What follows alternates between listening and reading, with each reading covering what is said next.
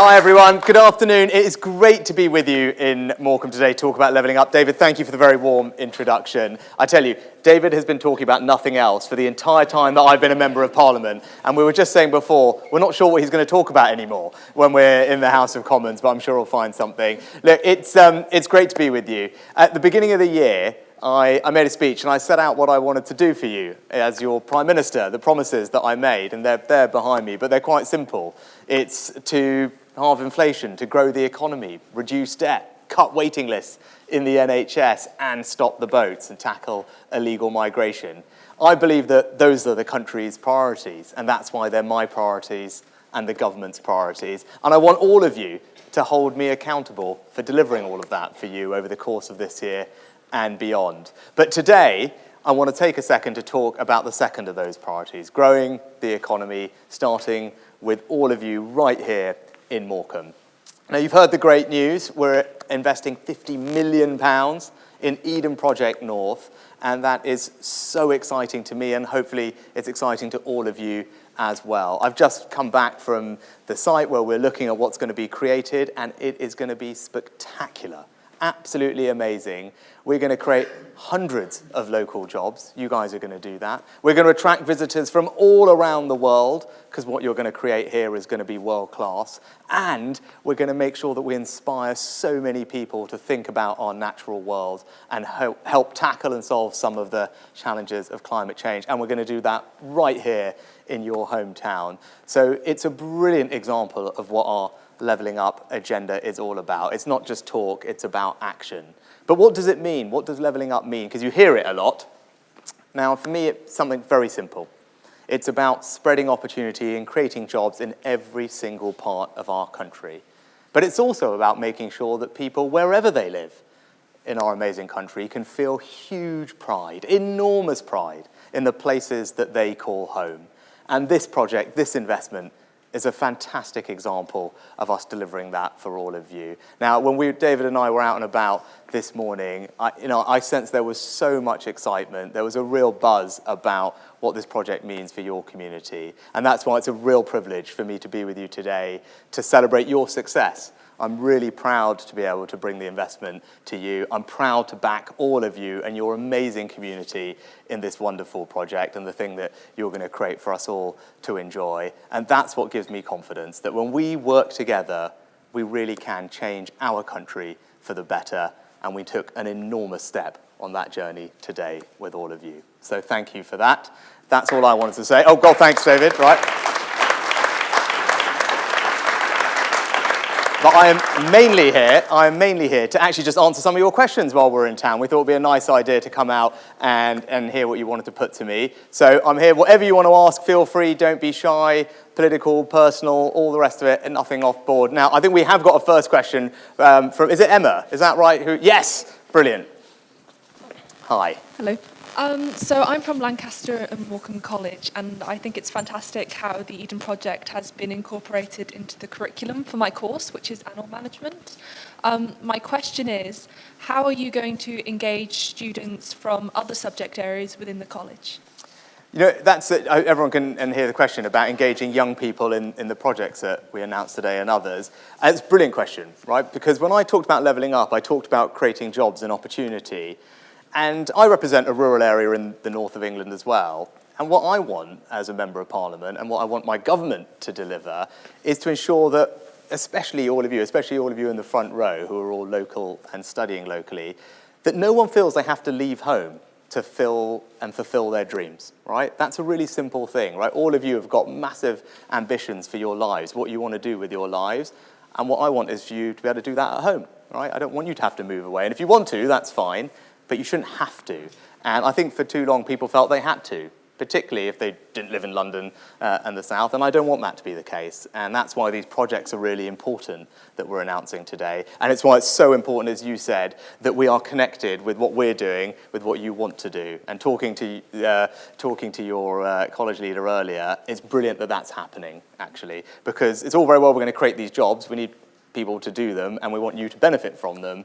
So what we do up front, when we ask these guys to submit their bid to us and we decide who are we going to fund, one of the things we look for is that happening?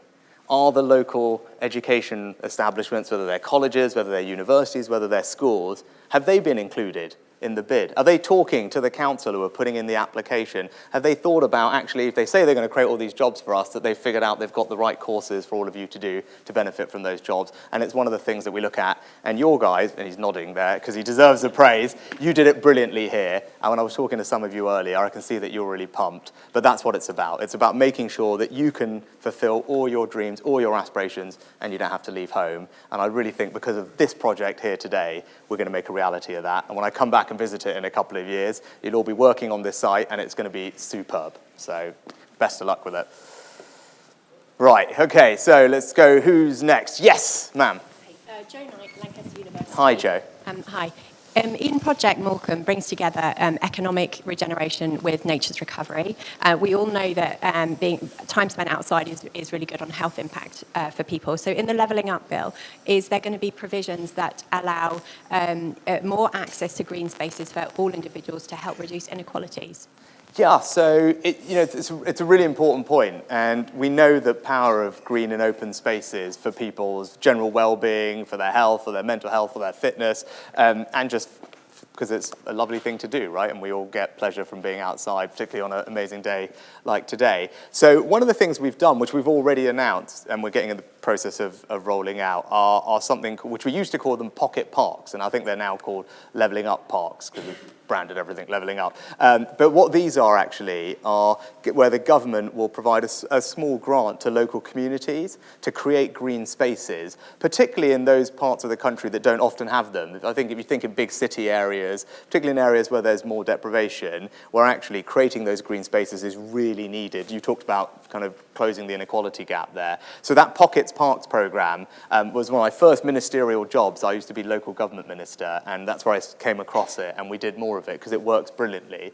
And it works brilliantly when it's working together with local communities, actually, because they want to, largely, people are happy to pitch in, right? There's a patch in their part of town that they think they can do something more special with, engage school children, engage people who are retired, and they do it really well, and now you can get government funding to help you do those types of projects. So, it's small scale, but I often think these small scale things that make a real difference to a community that you can do relatively quickly are the things that make the most difference, actually, in how we feel about life and close some of the inequalities that you talked about. So have a look at that online, and the next time we do one of those, you should, if you've got an idea, email it in and see if we can help. Good, right, let's go back. Yes, sir, right at the back. Jessup's estate agents. Obviously, this is absolutely fantastic news, great news for the area. Do you have any time frames? Yeah, actually, we were talking to the team, and we think it's about 2 years, I think, the time frame for this particular project. And that's really what the fund is about, actually, the Levelling Up Fund, is, often government is spending billions of pounds on things that take decades, and by the time they're finished, you kind of forget when they even started, right, and who was responsible. This fund and this Levelling Up commitment is about doing those, I'd say, this is not small, but smaller scale type projects where you can see and feel the change in your community quite quickly. And that's what we're really keen to deliver. I'm also, government, and I mentioned at the beginning about the things I want to do for you. I believe in action, right? I want to do things that you can hold me accountable for actually delivering. And this project is one where, I talked to the team about, when is this going to get done? And one of the ways when we allocate money, actually, and where the team are figuring out, which bids are successful or not, one of the criteria is deliverability.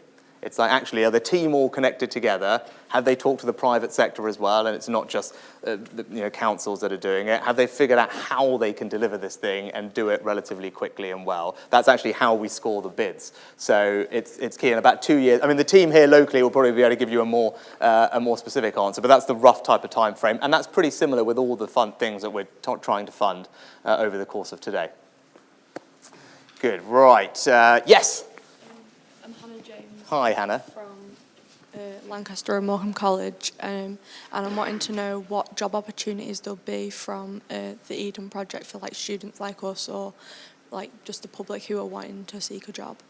Yeah, so there's going to be different types of jobs at different different phases. So what there are going to be in the early phase are lots of construction jobs, actually. And as you build the project, there'll be hundreds of construction jobs that are needed.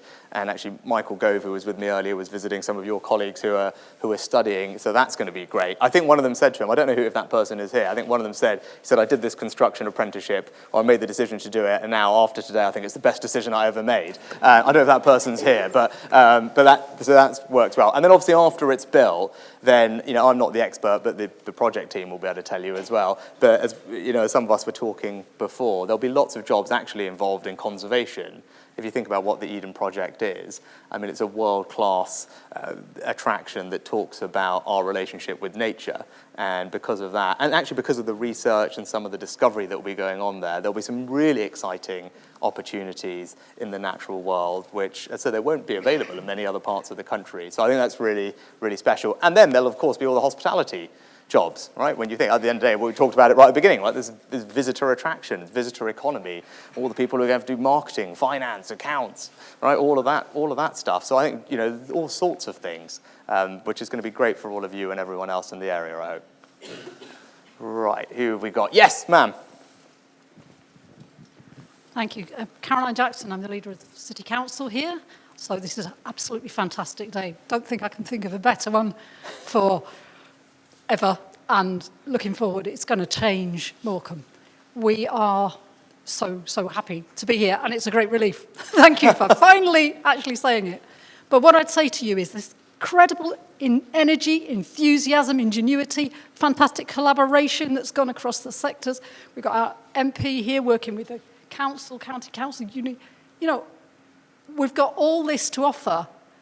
How are you going to pick this up? Because levelling up comes once. But how's this immense possibility for this area and across the northwest and where you are, how's the north going to be picked up and helped to really contribute to the future of our nation, the health and the wealth? Because we know you've got levelling up there because we've been left behind. And how are you going to get that rolling onwards? Because that's what we want to do. Yeah, no, Karen, well, hey, thank you for what you said, which was lovely. And I'm so glad that you feel excited about today, because I think it really is a day to celebrate. And you ask, how are we doing it? I think, we do it but by actually just getting on and delivering it, is, to be honest, right? We can't just talk about trying to close some of the gaps or change some of the things that happened in the past. We've just got to actually do it in practice, which is what today is a great example of. And we're doing this across the region, and there's projects everywhere that are probably having a similar day to you guys today. But I think the other thing we need to change, because that's all good and well, right? We can stand up and we can announce money in a project in a particular place. But I think we've just got also to change people's perception and change their mindsets and give people the sense that actually, for the first time, people talked about this in the past, but now someone's doing something about it. And that's what I'm trying to do. And that won't happen overnight, of course. Change doesn't happen overnight. But I really feel when I'm doing my visits across the north now that people do feel that something has changed. And you take an area near me, Teesside, which is a great example, which I know well because it's close to where I live, right? That's an area which over the past several years, if you rewind several years, a steel plant closed in Teesside. Thousands of people lost their jobs. And you might, at that point, think, gosh, what's the future of our region like? What does that mean for us? Fast forward, not that many years, actually just brimming with optimism and excitement, partly because of some of the things the government has done. We've created a new free port there. They've got funding from the infrastructure bank. Like you, they've received funding for their town centres and high streets and things like that. The Treasury, when I was Chancellor, we put a Treasury campus in Darlington.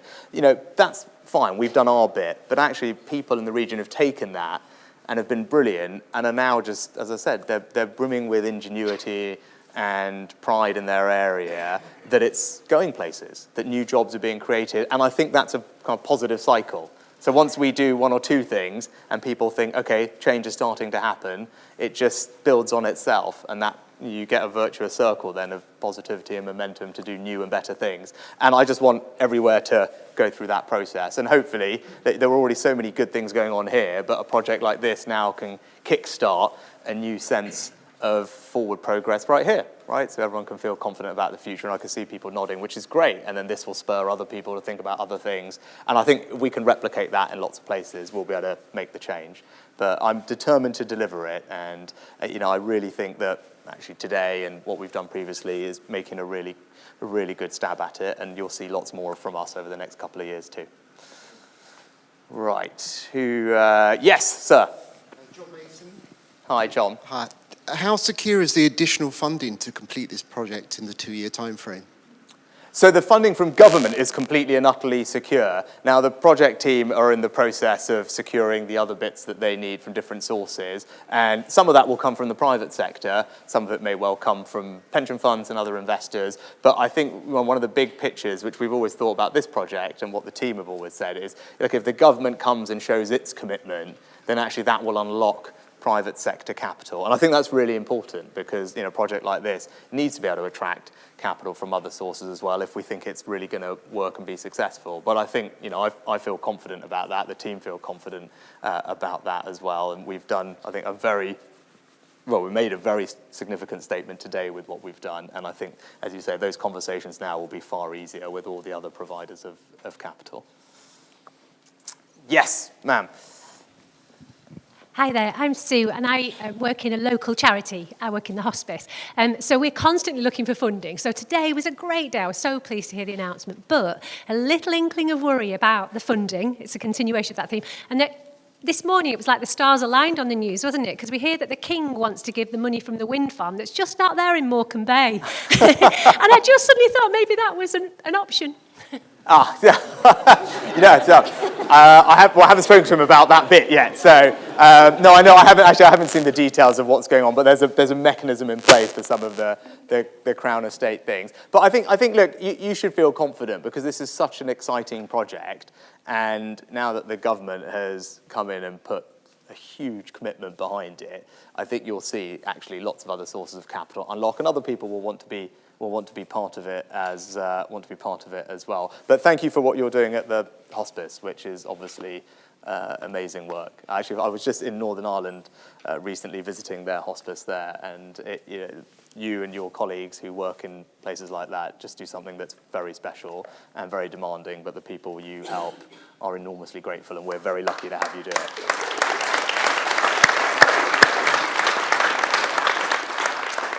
Right, yes, ma'am. Morecambe. I wondered if you had any idea how a project like this might address the health inequalities that are so prevalent in our community. Yeah, so I think, was that a question that we had before about green spaces is a good example. Look, we know that having access to more open spaces, more green spaces is good for people's well-being, their health, physical fitness, but also their mental health. And actually this, what's going to happen here is going to be fantastic for that. And then I was talking about some of the pocket park things. They all do the same thing. But more broadly, it's probably good to talk about the NHS a bit in general, actually, because you'll all know that the NHS is under pressure, and I just want you to know that we in government recognise that, and we're doing everything we can to make life a bit better. Now, that's why a few months ago we had the autumn statement. The Chancellor stood up just after I became Prime Minister, and we had to make in government some quite difficult decisions, because you'll remember things that needed settling down and calming down, and we had to get our borrowing and debt back under control, have a clear plan to reduce inflation, and that meant some difficult decisions. Now, we tried to do those as fairly as we could, but as we did all of those, we prioritised the NHS, as I did when I was Chancellor, and we put more money into the NHS, and it's billions of pounds more over the next couple of years. But you might rightly ask, hang on, you're saying you're putting billions of pounds into this thing, and every time I turn on my TV screen, it seems like there's something that's not quite working. And look, that's a combination of lots of things, right? We've had a really tough flu season. COVID is something that obviously we are still recovering from, and we're not alone in that here in England. It's happening across the UK, and funnily enough, it's happening in other countries as well. It's not even confined to the UK. But let me tell you what we are doing to try and ease some of those pressures and give you the confidence that things will get better. So many of you will have families that are waiting for operations. They're on a waiting list somewhere, right? And the number has got now to several million people, right? So, I would imagine if I asked you, probably lots of you will have a family member that is waiting for something.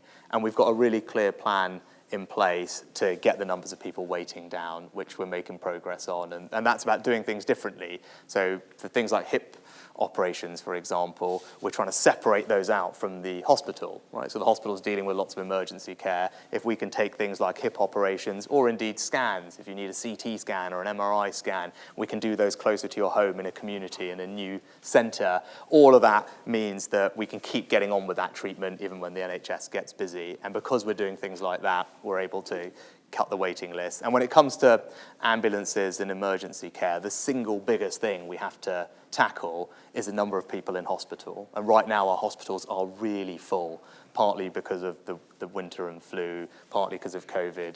And what we need to do as quickly as possible is for all the people who don't need to be in hospital, who could be at home or in the community in a social care setting, we need to support to get them there. And we've put some extra money in to do exactly that. And I think every week that goes by, we're able to get people back to their homes and communities. That eases up the burden in hospitals and then just makes everything in the hospital work a bit quicker and easier in the A&E department, and then ambulances not waiting as long. So we're not going to get there overnight, but just rest assured, I'm spending an enormous amount of my time on it. The other Saturday, I had an all day with all people from the NHS all around the country. And one of the things we focused on was learning from all those people who were doing it really well. So even though you look on your TV and you might think, God, this is a problem everywhere, actually, there are lots of places around the country where locally they've figured out how to overcome some of these challenges because the team there have done something different and have really overcome the challenges. And what we were trying to do is identify all of those so that we can take those ideas, those ways of working, and spread them across the rest of the NHS so that everyone benefits and things get better. And in a couple of weeks, I'll be talking to you all about how we're specifically going to do that in emergency care, so that you, and again, as I said, over the course of this year, you should absolutely hold me to account, and when I come back here at some point, you can say, how are you getting on with that? And I'm confident that we'll be in a much better place than we are today, because I know it's the most important public service to all of you. It is to me. My dad was a doctor, my mum was a pharmacist, I grew up in an NHS family, and I know how important healthcare is to the country, and that's why we're going to keep going at it until it gets a lot better. Right, who's... yes, sir. Nice to meet you. Ryan Williams, Lancaster Morecambe College. I just want to say thank you very, very much for the support and the investment into the local area, equally with David. I suppose my question is to help colleges and FE colleges continue to provide skills for the future to grow the economy, and is the government committed to supporting FE colleges and apprenticeships? Yes and yes is the quick answer. One of my views is that in the past we spent a lot of time talking about university, and that's great, but we need to spend as much, if not more, time talking about all the other ways that people can get the qualifications that they need. And that's something that I firmly believe. And what we're doing is kind of reorienting the funding and our attention to some of those other things, whether it's FE colleges or apprenticeships. So, what actually we have in place are incentives for small businesses to take on apprentices. You go and have a look at those online if any of you are interested in taking on an apprentice. There's some government support for you to do that. FE colleges are getting more funding, and they're also, the other thing we're doing is trying to improve the quality of the actual colleges themselves, which were, hadn't got money for kind of repair and maintenance for a long time. So we're in the process of improving the quality of them, which is nice. So when, you guys all show up to study, actually the environment is a nicer place to study. And then the other thing we're doing, which is a bit more radical, is we're totally changing how the student finance system works, right? So, when you go to university now, you get this government-provided loan. It's, everyone can have it. You don't have to pay it back for a long time. It comes on relatively preferential terms, even though I know people don't always think that. But what I want to do, and what the government is doing, is changing that. So it's not just there for you if you're 18 and going to do a 3-year university degree. If you're 25, if you're 35, if you're 45, and you think, hang on, I actually want to go and pick up a qualification, right? Maybe it's a level 4 qualification in cloud computing. Maybe it's a level 4 qualification or level 3 in veterinary nursing, as we were talking about before, and you decide that later on in your life, you should still have access to that type of funding. And we're changing the system over the next couple of years, so then people will be able to do that. Because the way the economy works is changing, right? And people will change jobs more often. And what I want to make sure is that for anyone who's prepared to work hard, if they want to go and get some new skills so they can get a better job or a new job, earn more money, provide more for their family, I want the government to have their back. right? Those, all of you are working hard, and when you want to go and do something more for your family, like, I want to be right behind you. And that's why reorienting the finance system so it does that for those people is really important to me. And that's how we're going to make sure we just, we build a vibrant economy as well, because if we need people to be in the right jobs, doing the right things, and that's constantly changing. But it's an important thing for us to deliver. Right, we got a couple. I don't feel that you have to ask questions just about Eden Project as well. If there's anything else on your mind, feel free to punch it in, and then we'll wrap up in a bit. Yes, sir. My name's Mark. I'm the chairman of Bay Tourism Association. Again, I want to thank you for today's investment. I think you've realised the dreams of thousands of local people today. Fantastic world beating attraction, but the importance of having an attraction like this is also the public transport infrastructure that goes alongside that. People can't visit the north of England if there's no efficient transport system. I just wondered what the government plans are for that going forward. And, Yeah, so, well, there's lots of different things we're doing in transport, and they're all slightly different, right? So one is we just got to connect up all the places across the country, and one of the big ways we've talked about doing that is High Speed 2, HS2, right, which is going all the way from London up north. The other thing is we need to connect up across the north, right? And I know this because I live on the other side of Pennines, and I know, like, when I was where I am over in Northallerton in North Yorkshire, getting up and down to London is actually great, right? Relatively quick train works. We're trying to go, over to Manchester is much trickier. Right, like that, and that journey time takes far longer. It's far less reliable than when I'm going north-south. And I think one of the big challenges, and I'm sure I can see lots of people nodding, like one of the things that you know because you live here, trying to get across the north is not as easy as it should be. So what we announced was an enormous sounding number last year. It was at £96 billion. It's kind of hard to even know what to do with that number, but it represents the largest investment in rail across the Midlands and the north that this country's ever seen. Now that's what I was talking about at the beginning, the things that cost billions and take decades, right? That's not going to happen overnight, but it is big and it's significant. And almost any journey time that you look at, you'll see that it's going to shrink, whether it's east-west across the north, across the Midlands, up and down, north-south. So that's helpful. But then we also are trying to do more local transportation, which is actually the thing that people like you ask me about. It's in my area, it just needs to be easier to get around. And that's where we need to focus more. And actually, you guys talk about it, and we were talking about your commute to college. The thing that makes opportunity real is for people to be able to access it in their area. And that's about making sure that in your area you can get to where the jobs are from where you live. And that's about investing in local roads, which we do a lot more of. Repairing potholes sounds simple, but it's really important. But also doing more into things of buses and cycles, all the rest of it, we're doing that. But fundamentally making sure that the road network works efficiently everywhere and around our big city regions, our kind of 8 big city regions, so whether it's Greater Manchester or Birmingham, they're like London. Right? London got this special deal where the mayor in London gets a pot of money, he gets to decide how to spend it over a period of time, and we want that same type of funding and powers to be in place all around the country in all our big city regions to make it easier for people to move around them. And with something we have not done brilliantly as a country in the past. And when people look at us and say, hang on, how come all these other places aren't as productive as London in the way that across Europe they often are, other cities? That's one of the reasons. It's because, actually London has the tube, and the tube makes it very easy to get from one end into the middle or one end to the other. You need to kind of replicate that feeling in all our other city regions, and that drives a lot of economic activity. So over the course of the next few years, we'll be making some progress on that as well. All right. Okay, yes, ma'am. Hi, Sherry Kirkland. I'm a volunteer at the Winter Gardens. Thank you. We have a fabulous bunch of ladies and gentlemen working there, and we've had some fantastic figures for tourists this year.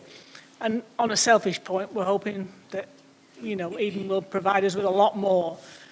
The thing is, I was born in Morecambe, so I know the heyday, which was brilliant.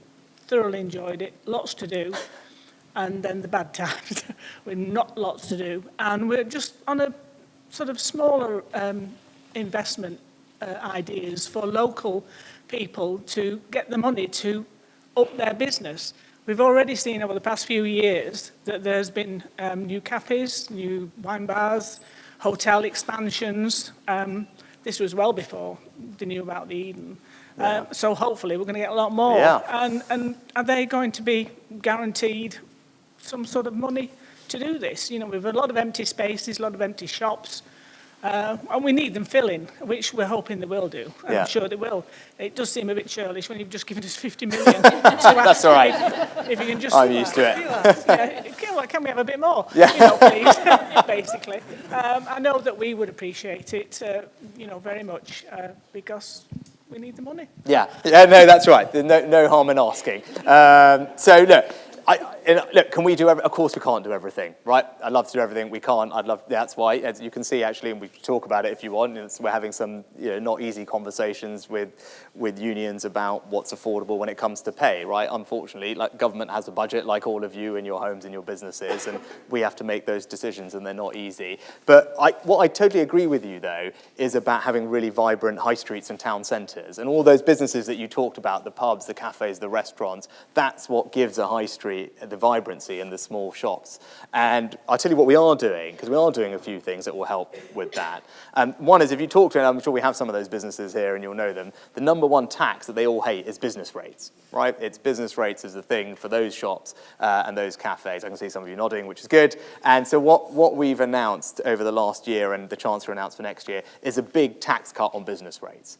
So if you're a small shop, restaurant, cafe, you will get a 75% discount on your business rates bill next year, right? So starting in April. So that's really big, it's really generous, it's worth thousands of pounds to a typical pub, and that will really help. The other thing we need to do is, actually it's a bit techie, but it's important, right? You guys are all changing how you shop, right? All of us are, right? We're doing more online, and that has an impact on high streets. So we need to make sure that our high streets adapt and evolve. And that means changing the planning laws, which is what we've done. So that it used to be quite cumbersome. There'll be some councillors here more familiar with this than I am. But it used to be really tricky. If it used to be a shop in one place, and then you wanted to change it to make it into an office, or indeed put apartments or flats above the top, or change it into a hairdressing. All those things were a bit complicated. So we've changed the planning laws to make it much easier.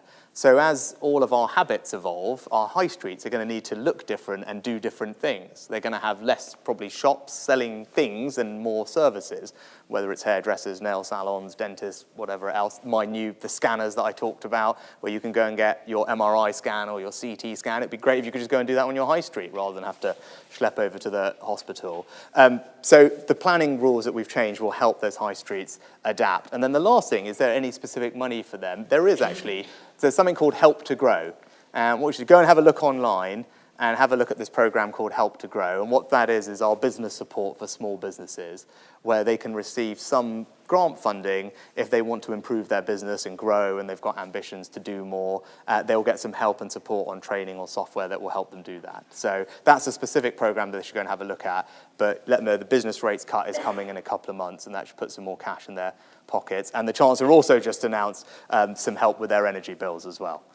Because they've had some help at the moment, and then it was due to end, and the Chancellor has announced it will carry on with, it won't be as generous because we can't keep doing everything at the same level, but there'll be extra help with their energy bills next year as well.